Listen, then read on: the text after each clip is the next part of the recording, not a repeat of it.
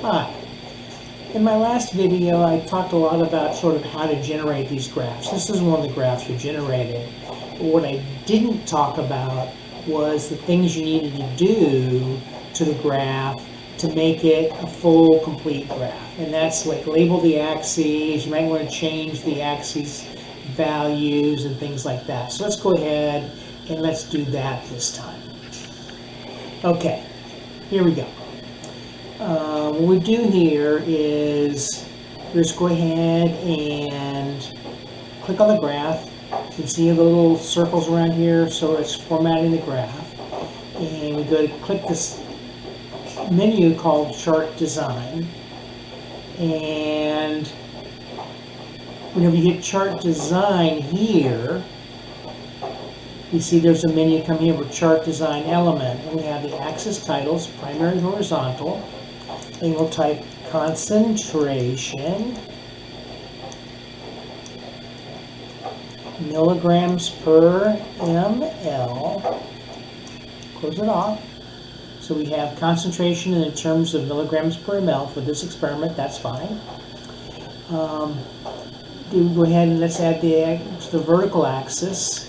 That'll be absorbance. And this is BCA data. It's 569 nanometers. Go ahead and put that there, and that's there.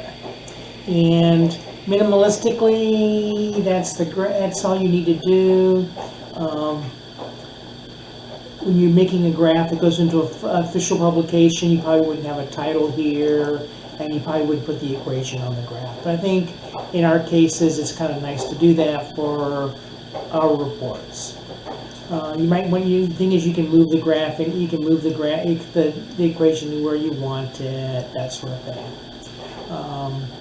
Let's go ahead and now a lot of people will look at this and say, hey, you got all this extra white space here, it's meaningless.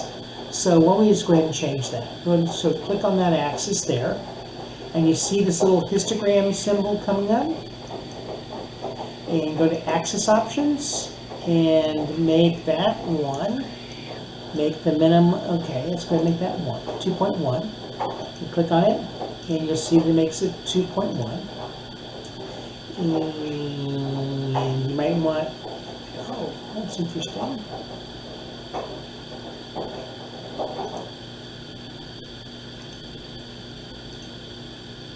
.1, 0, okay.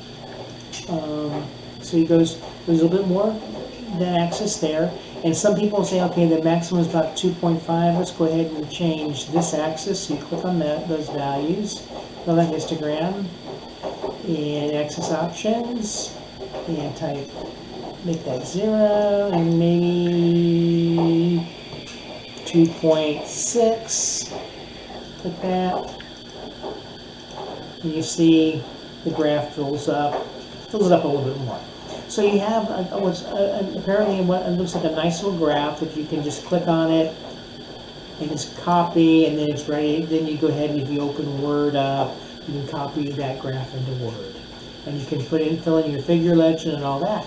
Just wanted to show you a few little things about making your graphs look a little bit nicer. And if you have any questions about how this works or anything like that, just let me know, and I either in lab class or come by my office or send me an email.